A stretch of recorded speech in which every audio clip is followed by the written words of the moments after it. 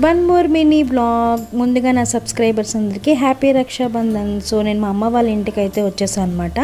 Last year కృష్ణుడికి కూడా నేను రాఖీ కట్టాను. సో ఆ ఇయర్ నాకు అంత మంచి జరిగిందన్నమాట.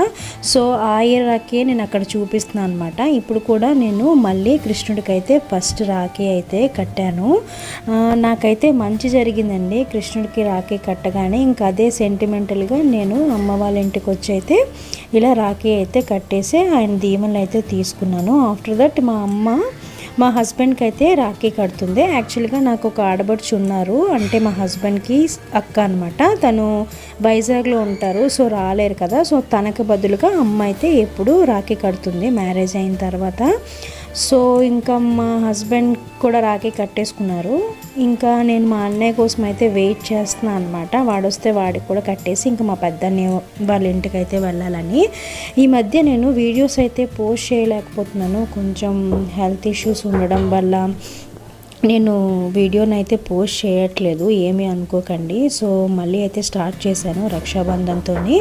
సో ఇక్కడ మా అన్నయ్యకి అయితే నేను రాఖీ కడుతున్నా అన్నమాట.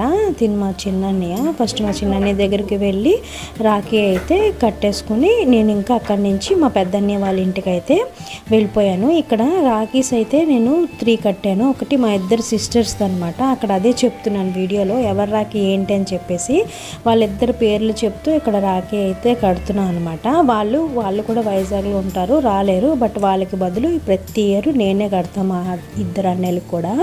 సో అక్కడి నుంచి అయితే మా పెద్దమ్మ వాళ్ళ ఇంటికి వెళ్ళిపోయాము. ఇది మా అన్నయ్య పిల్లలు అనమాట. వాళ్ళతో కూడాను రాఖీ కట్టించేసాను అనమాట చిన్నోడికి. ఇంకా ఆఫ్టర్ దట్ నేను మా అన్నయ్యకి అయితే రాఖీ కడుతున్నాను. ఇక్కడ కూడా సేమ్ సిచ్యువేషను, అంటే మా సిస్టర్ది కూడా ఎక్స్ప్లెయిన్ చేస్తూ కడుతున్నాను అనమాట. ఫస్ట్ నా రాఖీ కట్టాను పెద్దదాన్ని కాబట్టి, తర్వాత వాళ్ళిద్దరు రాఖీలు వాళ్ళ పేరు చెప్పి వాళ్ళకి బదులుగా నేనైతే కడుతున్నాను అనమాట. ఎవ్రీ ఇయర్ కూడా మా అన్నయ్యలిద్దరికీ నేను మిస్ అవ్వకుండా ఎక్కడున్నా సరే రాఖీ అయితే కడతాను. మా అన్నయ్యలు ఎక్కడున్నా సరే వాళ్ళైనా నా దగ్గరికి వచ్చి రాఖీ కట్టించుకుంటారు. ఇంకా నా మ్యారేజ్ అయిపోయిన తర్వాత మా వదిన కూడా మా హస్బెండ్కి అయితే రాఖీ కడుతుంది. ఎప్పుడో ఒక ఇయర్ అయితే మిస్ అయింది. మీరు కూడా మంచిగా సెలబ్రేట్ చేసుకుంటున్నారని అనుకుంటున్నాను.